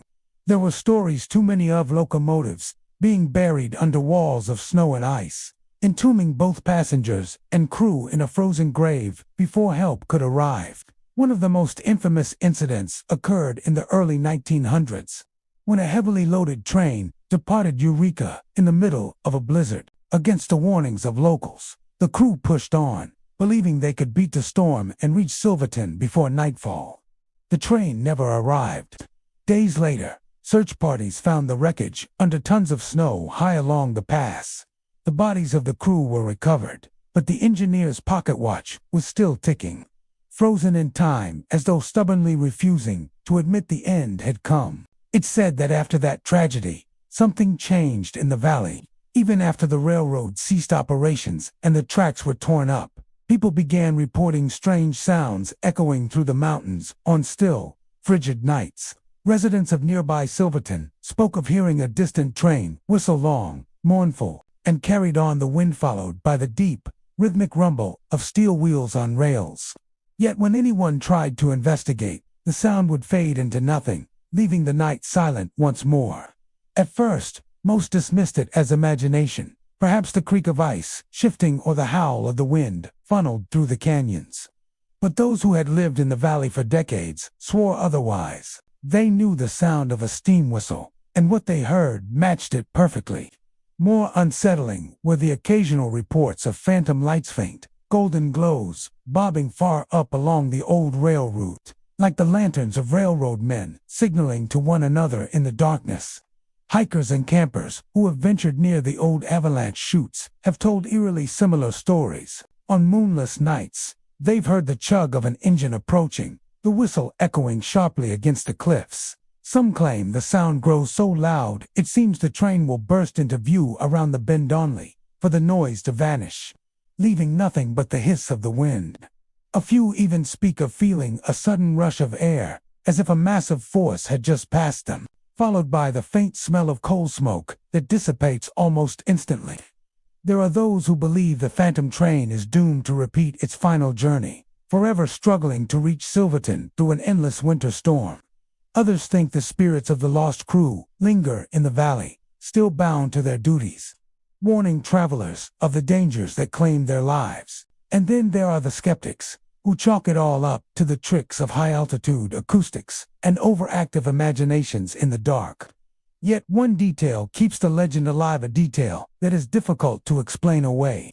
In several recorded accounts, witnesses have reported hearing not just the whistle and the wheels, but the faint clang of a bell and the metallic screech of brakes straining against a slope. These sounds have been picked up on audio equipment during paranormal investigations, captured clearly enough that even experienced sound engineers can T-match them to any modern source in the valley. Today, Eureka is little more than a ghost town, its buildings weathered and leaning under the weight of years. The railroad is gone, but on certain nights, when the snow is deep and the wind still, the valley holds its breath. Somewhere high above, a whistle cries out a sound from another time, echoing down to those who remain. The people of Silverton know better than to chase it. They simply listen, quietly, and let the phantom train pass through the shadows once more, bound for a destination it will never reach. Deep in the dense forests of North Park, Colorado, where aspen leaves tremble in the mountain wind and pine shadows stretch long in the afternoon light, lies the ghost town of Teller City.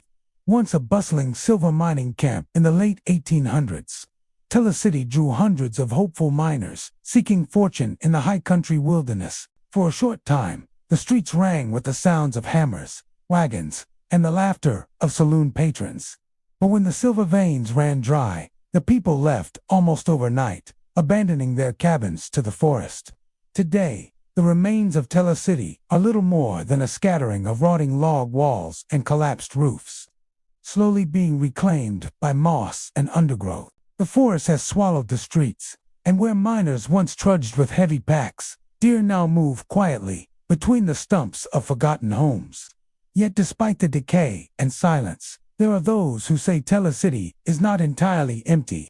Visitors who wander among the old cabins often report the same unnerving phenomenon. On days when the air is still and the forest unusually quiet, when even the distant calls of birds seem muted, a sound rises from the heart of the town. It begins faintly, as if carried on a breeze too soft to feel. At first it seems like wind sighing through the cracks of old timber, but then it becomes distinct.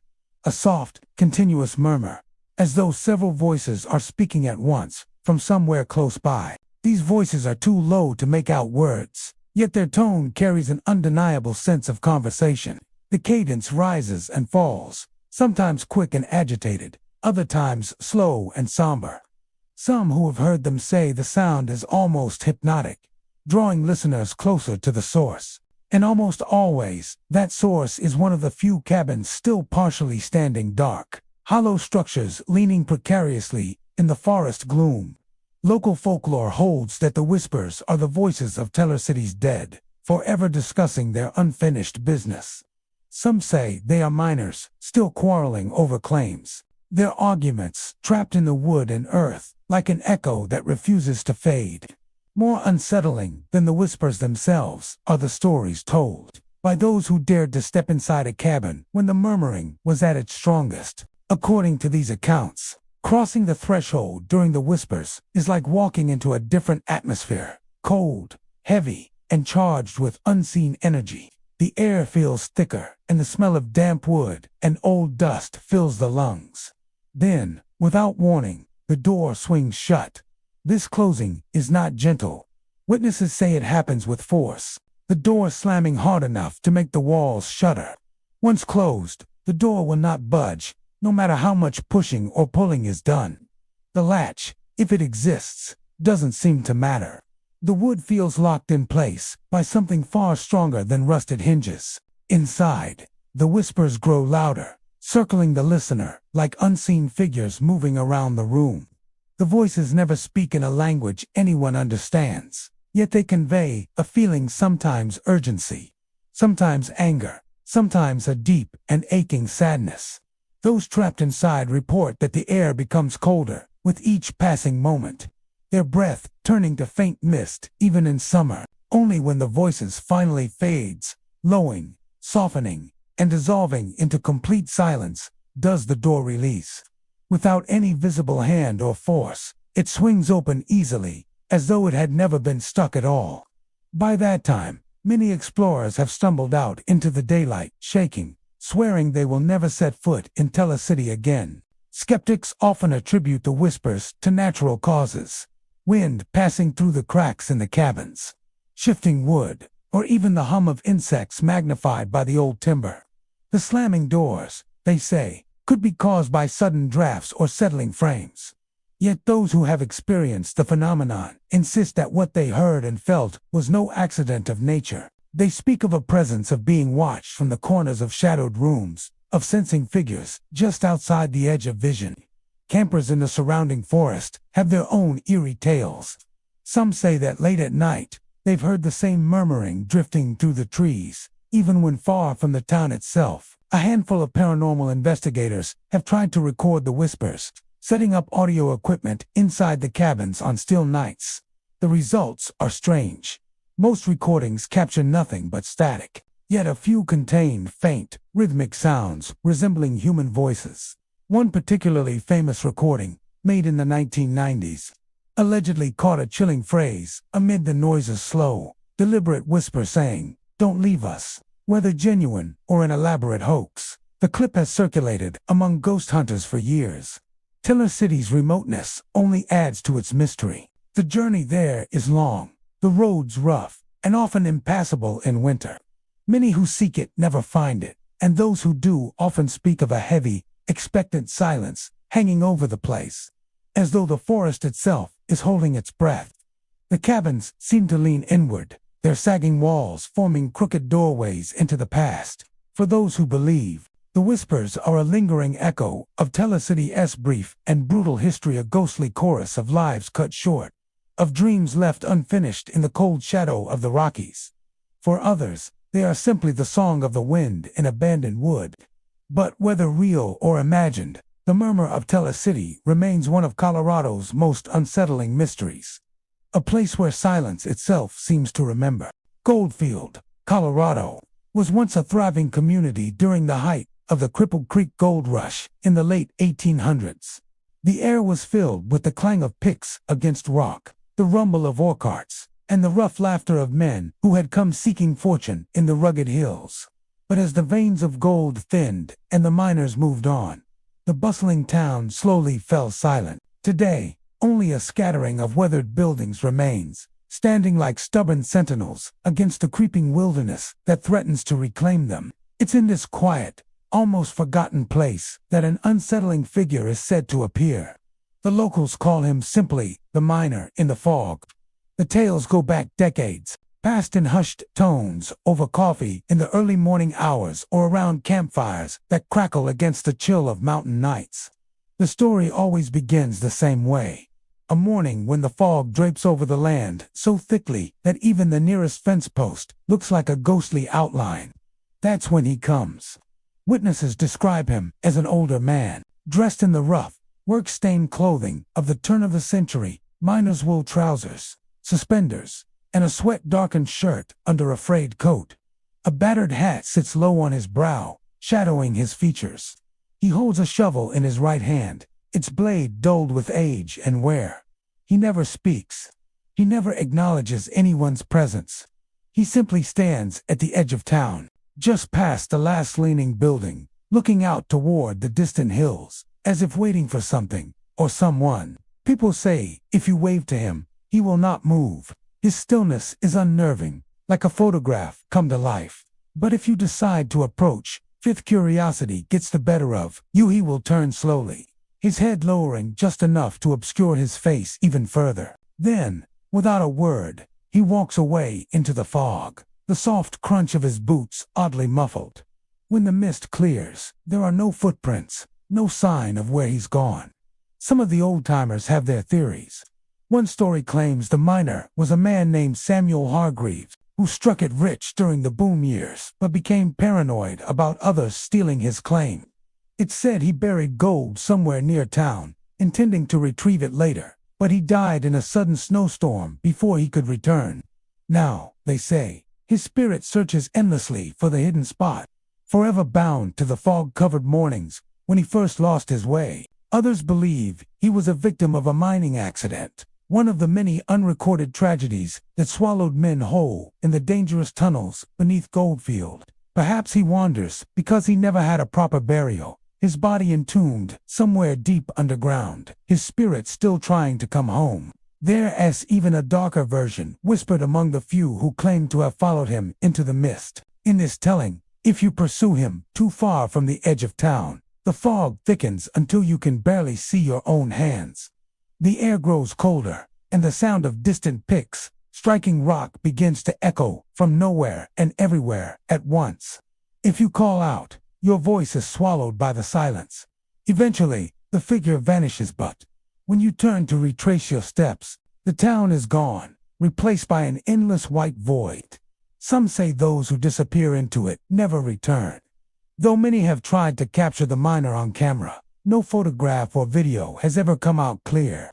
Either the image blurs inexplicably, or the figure simply doesn't appear in the frame at all. Skeptics dismiss it as a trick of the light, and weather fog is known for creating strange illusions. After all, yet those who've seen him with their own eyes insist the experience is far too vivid, too unsettling, to be explained away so easily. One local woman, Marjorie Kane, recalled an encounter from her youth. She was walking her dog one early morning when the fog rolled in. The animal began to growl, then froze, staring toward the edge of town. There he was, the miner, standing perfectly still, shovel in hand. Thinking it was just an old reenactor or a hiker, she called out a greeting. The man didn't react. She took a few steps forward, and he turned slowly before walking into the mist. Marjorie followed for only a short distance before the dog barked sharply and pulled back on the leash. Moments later, the fog thinned, and they were alone. Years later, Marjorie swears she still hears the faint crunch of boots on gravel when the fog is thickest. Even if she's indoors with the windows shut, Goldfield remains quiet now, its streets often empty, its buildings leaning like weary survivors of another era. But when the fog rolls in, the town feels different, heavier, as though it's holding its breath. That's when locals keep to their porches, watching the edge of town for a glimpse of the lonely figure. Some say it's bad luck to follow him. Others believe that if you could speak to him, you might learn where his gold is, buried or where the bones of lost miners lie hidden. Whatever his story truly is, the miner in the fog remains one of Goldfield's most enduring mysteries. He is part of the town's soul now, as much a fixture as the mountains that rise beyond it. And on certain mornings, when the mist coils through the streets like pale smoke, it's hard not to imagine the sound of unseen footsteps just ahead, always fading into the fog. In the high desert of Nevada, where the wind cuts like glass and the mountains rise like silent sentinels, lies the ghost town of Hamilton. Once a thriving silver mining hub in the late 1800s, it saw its boom years vanish almost overnight. By the early 1900s, the town was already in decline, its streets buried in snowdrifts during the long, merciless winters. Those who stayed behind learned to respect the weather or risk, becoming part of its unforgiving history. One winter storm, remembered by the few remaining elders as the worst in living memory, gave rise to one of Hamilton's most haunting legends. The tale begins with a young woman named Eleanor Carver, a schoolteacher who had moved to Hamilton from the East Coast. She was set to marry Thomas Blake, a miner who had struck a modest fortune and was determined to build them a new life together. The wedding was planned for early February, just before the thaw, in a small church on the edge of town. On the morning of the ceremony, the weather turned without warning. The sky darkened, the wind began to howl, and within hours a white wall of snow consumed the mountains. Thomas, already in town, begged Eleanor to wait until the storm passed. But Eleanor, stubborn and full of hope, decided to make the short journey from her family's cabin outside Hamilton. She wrapped herself in a heavy coat, her wedding dress hidden beneath, and pulled her veil over her head before stepping into the blizzard. She never arrived. Search parties were sent out as soon as the weather allowed, but the snow had swallowed everything. For 3 days, the men combed the hills and valleys, calling her name into the silent drifts. On the 4th day, they found her. She was half buried in snow along the road into town, her body curled as if she had lain down to sleep. Her veil was still attached, frozen stiff in the wind. They said her eyes were open, staring toward Hamilton, as if she could still see the church steeple rising through the storm. Her death broke Thomas. He never remarried, leaving Hamilton a few years later.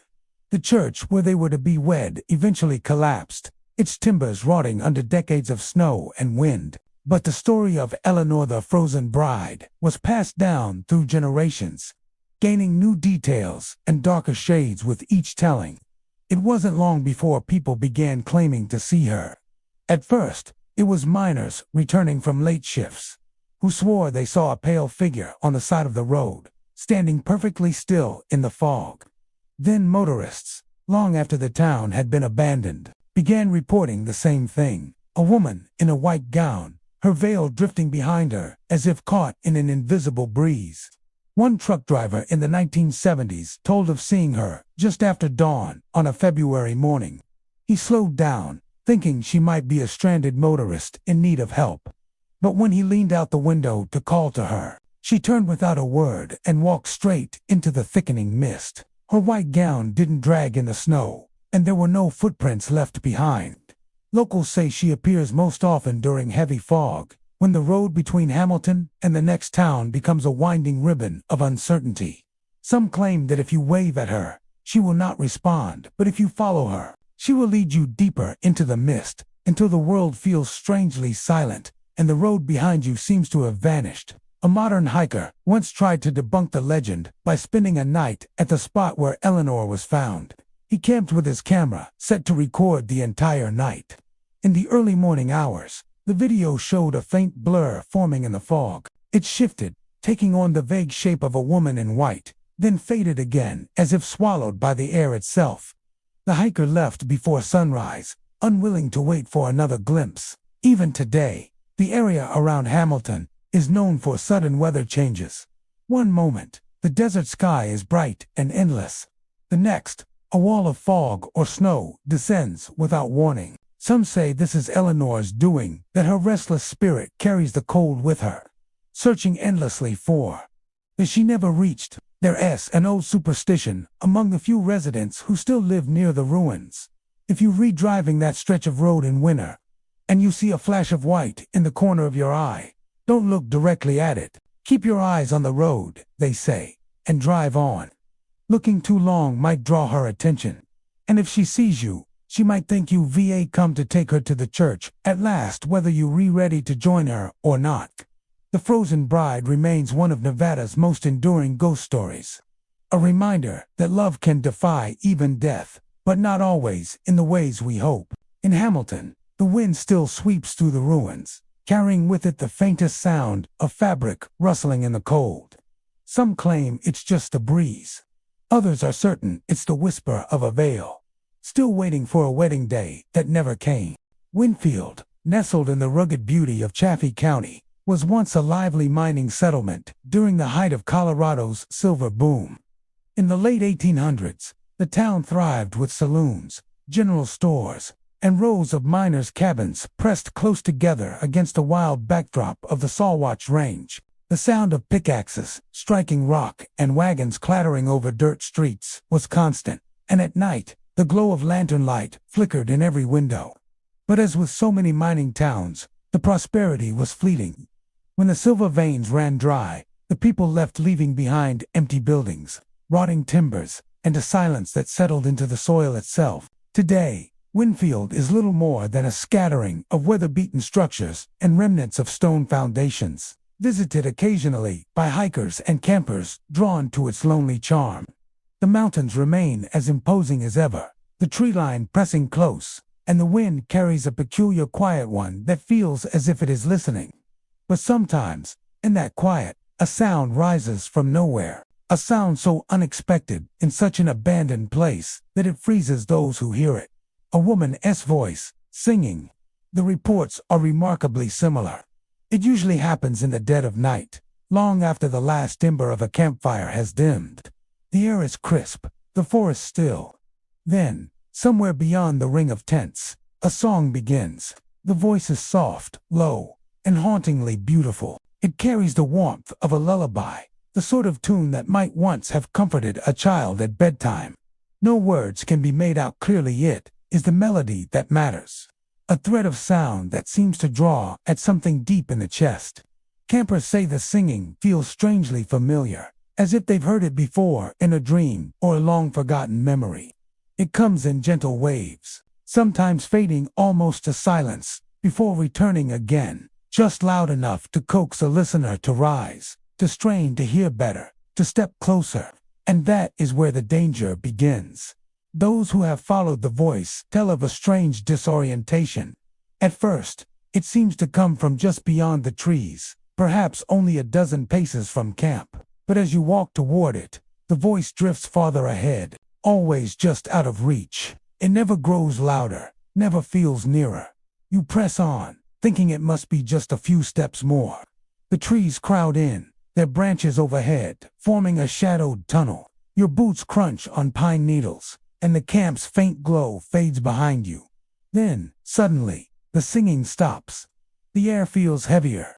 The forest, once alive with the night's subtle noises, is utterly still. It is then you realize how far you've come, farther than you thought possible. There's no sign of your camp, no lantern light, No voices of friends calling out. Just darkness, thick and absolute. Some who have experienced this say panic sets in fast. The silence presses in on you, and no matter which way you turn, the path looks the same. Branches snag your clothing. Shadows seem to shift at the edges of your vision, and in your ears, there's a faint ringing as if the echo of the lullaby still lingers somewhere, just out of reach.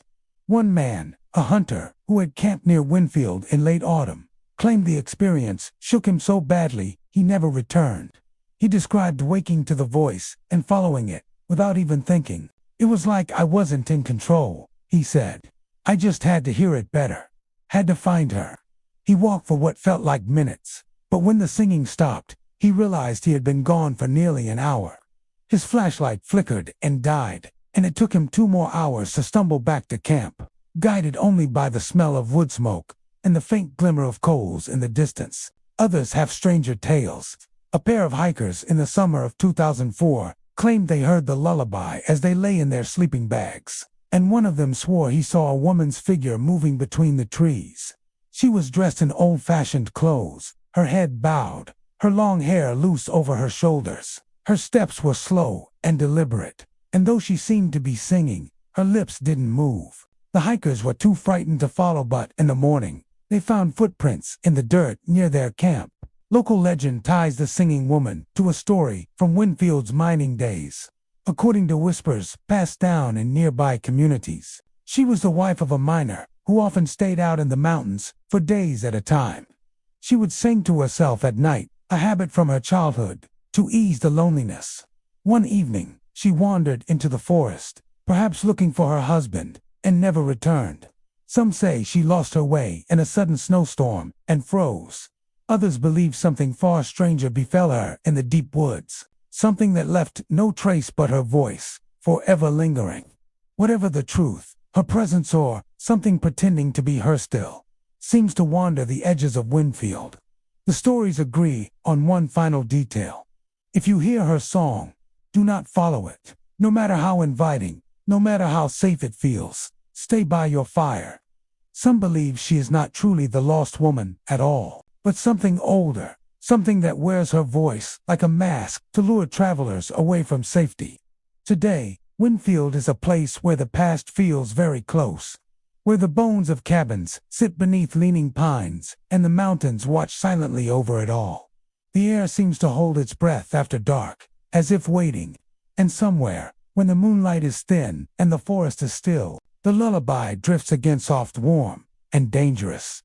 Those who hear it may find themselves on their feet without remembering, standing, stepping toward the trees without meaning to.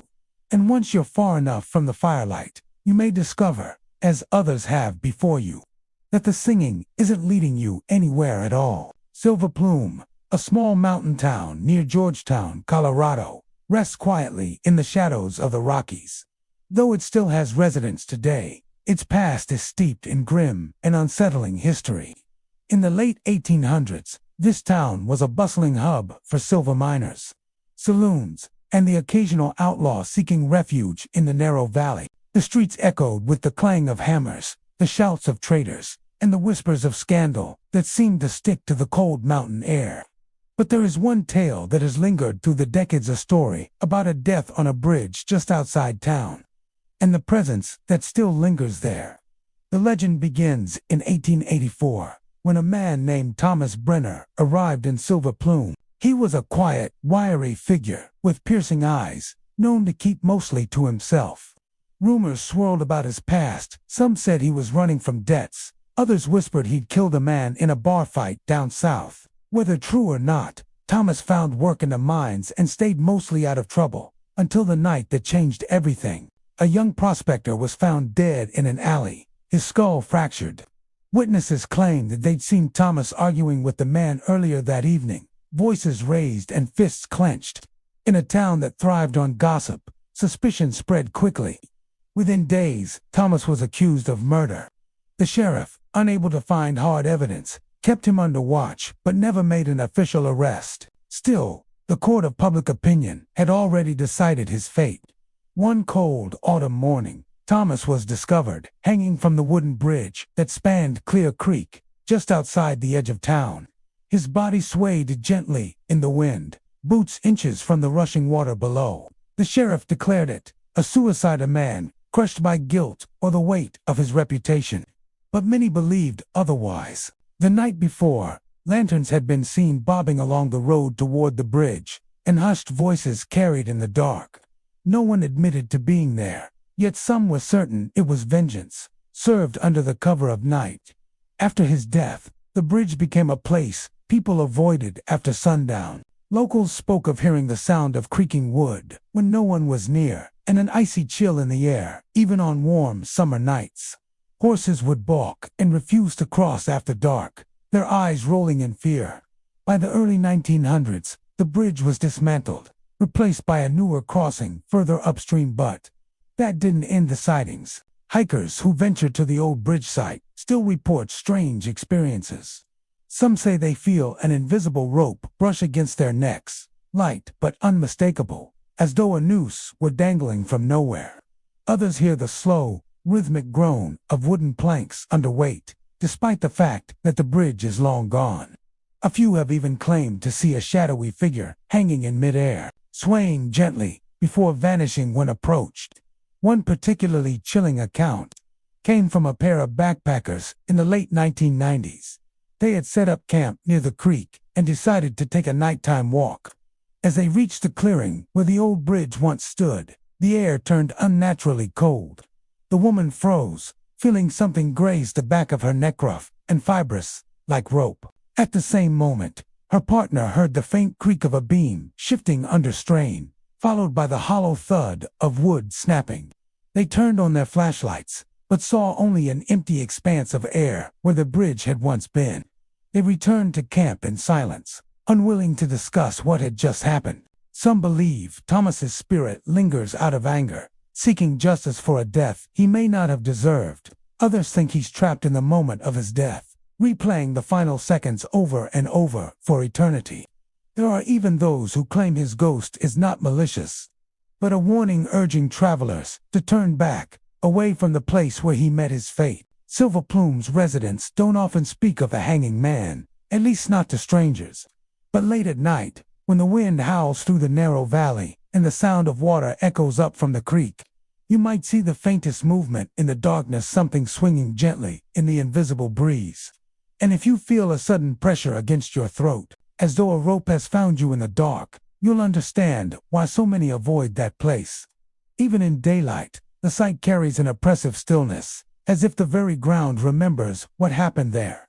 The wildflowers grow in patches, leaving bare, cold earth at the center of the clearing, as though nothing dares root too close to the memory of that morning in 1884. Time has changed Silver Plume in many ways. Minds have closed, families have moved on, and new life has come to the town, but some things do not fade.